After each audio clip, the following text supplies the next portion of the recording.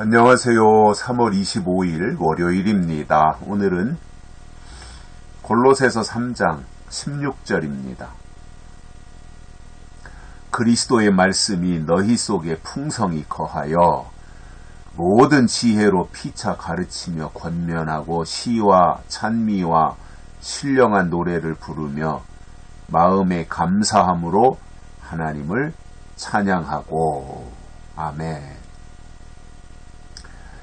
우리가 이 세상에서 살아가면서 하나님의 사람으로 어떠한 삶을 살아가야 되는지에 대한 가르침을 바울이 골로새 교회를 통해서 우리에게 전달해주고 있습니다. 우리가 하나님의 사람이라면 이론적으로만 하나님을 말하고 또 나는 하나님의 사람이라고 이렇게 내세우며 살아갈 것이 아니라 구체적인 하나님의 사람의 증거들이 있어야 된다는 겁니다. 그게 더 중요한 거 아니겠어요? 구체적으로 내 삶 속에서 내가 하나님의 사람인 증거가 있어야지요. 포괄적인 의미로는 주일날 하나님께 예배드리는 일을 한다든가 또 기도를 한다든가 하나님을 의지한다든가 여러 가지 일이 있겠습니다마는 그 중에서 우리가 하나님의 사람인 첫 번째 증거는 오늘 본문에 나오는 것처럼 그리스도의 말씀이 너희 속에 풍성히 거해야 됩니다. 다른 어떤 것보다도 그리스도의 말씀이 우리 안에 거해야 됩니다. 이게 중요한 거예요. 말씀이 오셔야 됩니다. 말씀이 우리 안에 있어야 됩니다. 왜냐하면 말씀이 하나님이시기 때문에 그렇습니다. 그래서 말씀이 있다는 것은 하나님이 계시다는 말이에요. 그래서 우리 기독교 신앙에서 말씀하고 있는 것은 말씀과 하나님은 동격입니다. 말씀이 하나님이고 하나님이 말씀이신 거예요. 그래서 우리가 하나님을 믿는다면 하나님의 말씀이 우리 속에 거해야 됩니다.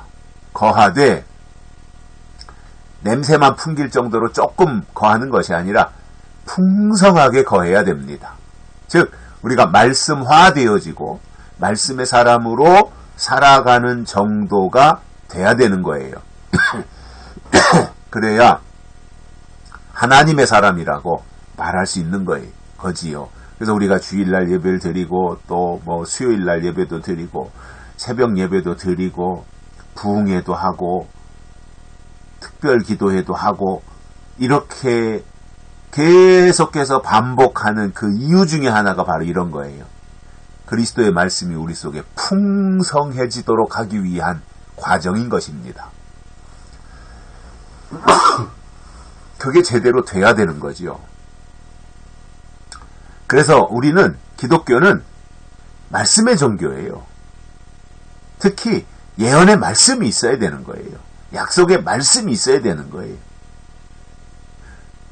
그 예언의 말씀이 우리 가운데 이때 이왕이면 풍성해지자 말입니다. 그래서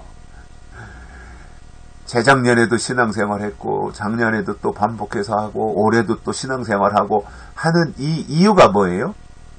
말씀이 우리 속에 풍성해지도록 하기 위한 겁니다.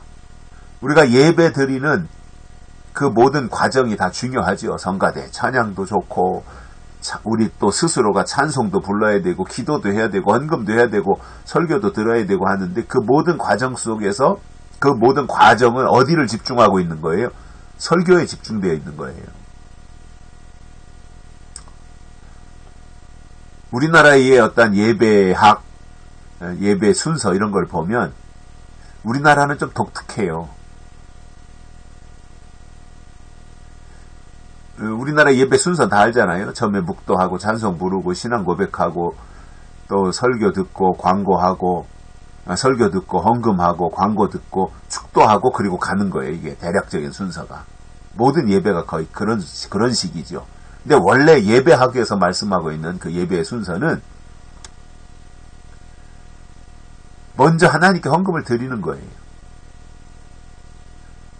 그리고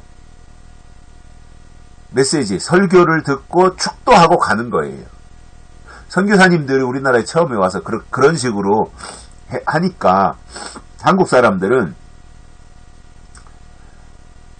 헌금 먼저 하고 설교하고 축도하고 예배 끝나니까 헌금할 때는 안 오고 설교할 때 와서 축도 받고 가더라는 거예요.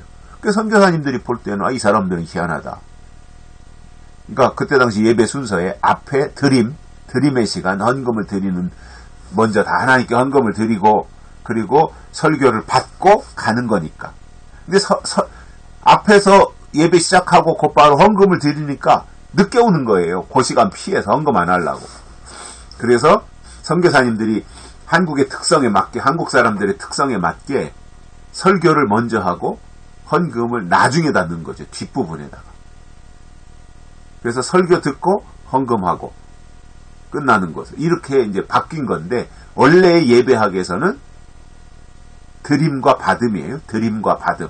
먼저 하나님께 헌금을 드리고, 드릴 것은 다 드리고, 그리고 설교를 통해서 하나님이 주시는 메시지를 받고 가는 거지요. 이게 이제 예배학에서 설명하는 예배의 모습인데, 그 어떤 방법이든 헌금을 먼저 하든 헌금을 나중에 하든 어떤 방법이든 예배의 핵심은 말씀이에요. 그리고 말씀은 그냥 지나간 말씀, 때가 지나간 말씀이 아니라 앞으로 이루어질 일에 대해서 주시는 예언의 말씀, 그게 있어야 되는 거죠. 예언의 말씀이 있어야 살아있는 신앙이 되는 거 아니겠어요? 그래서 그 말씀이 거하되 풍성하게 거하게 하고, 그래서 그 말씀이 앞장서야 되고 말씀이 우선 돼야 되고, 그리고 나서 모든 지혜로 피차 가르치며 권면해야 됩니다. 지혜로, 하나님이 주시는 지혜로 피차 가르치고 권면해야 됩니다. 이게 교회가 해야 될 역할들이에요. 뿐만 아니라 시와 찬미와 신령한 노래를 불러야 됩니다. 이 예배잖아요. 그리고 마음에 감사함으로 하나님을 찬양해야 됩니다. 이 단계별로 쭉 지금 점진적으로 설명해주고 있잖아요. 이것이 우리가 그리스도의 말씀을 풍성히 받은 사람들의 삶의 태도이고 모습이라는 말이에요. 이렇게 살아가야 된다는 거죠. 그런데 사실상 굉장히 좀 어렵게 생각이 들지만, 하나님의 사람들은 하나님의 일을 감당하는 데 있어서 이러한 과정이 그다지 어려운 건 아니에요. 하나님이 그렇게 억지로 우리에게 힘든 일을 시키셨겠어요? 할 수 있는 것, 감당할 수 있는 것, 그러한 것들을 맡기시고 그것을 하도록 하시는 것을 볼 수 있는데, 이 모든 것의 가장 우선이 어디에 있는 거라 그랬습니까? 그리스도의 말씀이 너희 속에 풍성히 거해야 된다. 즉 말씀이 있어야 되고 우리가 말씀의 사람으로 살아가야 되는 것이고, 결국 말씀이 있다고 하는 것은 하나님이 계시다는 것이고, 우리가 말씀을 듣고 있다고 하는 것은 하나님의 살아계신 임재 속에서 하나님을 듣고 있는 것입니다. 그렇다면 하신 일만 들어서야 되겠습니까? 하실 일도 들어야 당연히 옳은 것이고, 또 하나님이 그것을 요구하고 계시다는 말입니다. 하신 일도 우리가 꼭 들어야 되지만 앞으로 하나님이 하실 일이 무엇인지 듣고 아는 것은 더 중요하다는 말씀입니다. 여기까지 하겠습니다. 고맙습니다.